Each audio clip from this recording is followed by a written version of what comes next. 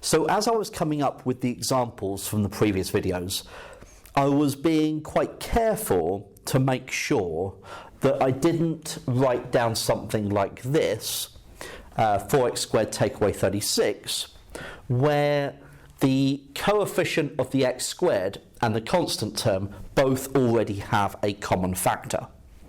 So I was careful in choosing those values to make sure that this situation didn't occur.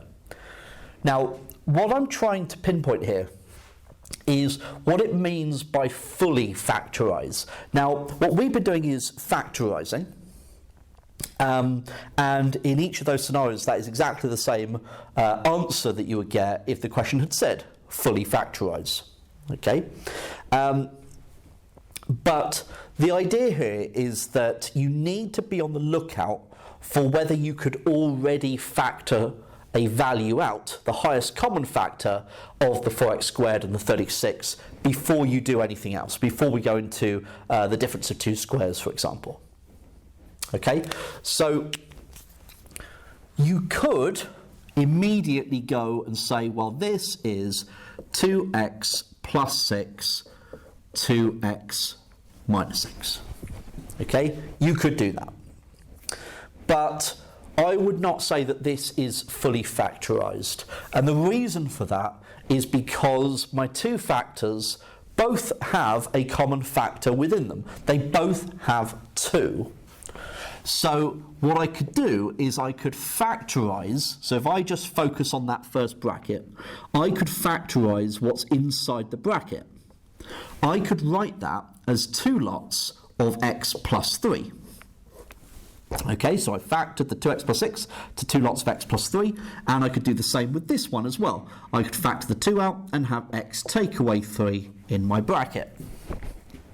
Now, I've got brackets within brackets here. It's looking particularly messy.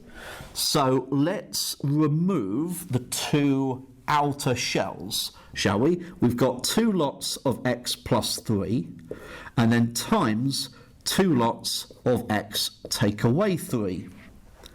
And then I've got the 2 times 2, so I could write that as 4 lots of x plus 3, x minus 3. Now, personally, I don't really want to have to go through that process each and every time if there is a quicker way, okay? Because the likelihood is that I'm not going to immediately spot, oh, I've got a common factor, I can bring it out. I mean, I would, but if you haven't practiced that, you might not spot it, okay? So, what we're instead going to do, so we're going to do an alternative here,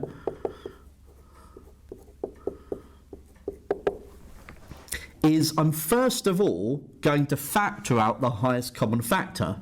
Now I know both of these are even, so I know I can factor out 2, but actually both are divisible by 4. So 4 and 36 are both divisible by 4, so that's the highest common factor, so I can factor that out. And then I'd have x squared take away 9. The x squared take away 9 is itself the difference of 2 squares. So then I've got the x plus 3, x minus 3.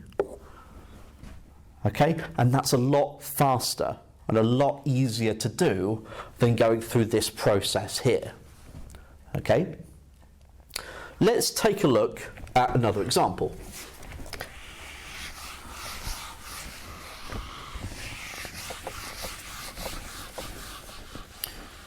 So let's go with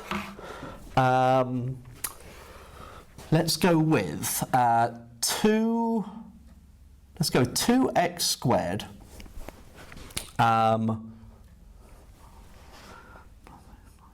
let's go with 16x and 30. So let's say I've got 2x squared plus 16x plus 30. Now, we haven't got on to being able to factorise a quadratic with a coefficient that's not 1, and it's got all 3 non-zero terms, okay? So we haven't got on to this yet.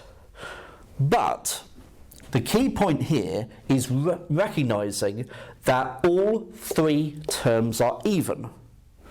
that allows me to factor the 2 out first.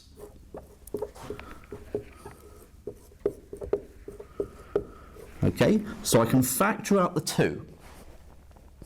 Then I can factorise this quadratic, because what I'm doing is I'm looking for 2 numbers that multiply together to make 15 and add together to make the 8. So it'd be 2 positive numbers. 15 is 3 times 5. 3 plus 5 is 8. So that'd be x plus 3, x plus 5. And now that is fully factorised. Okay? So I can actually factorise this with the current methods that I have.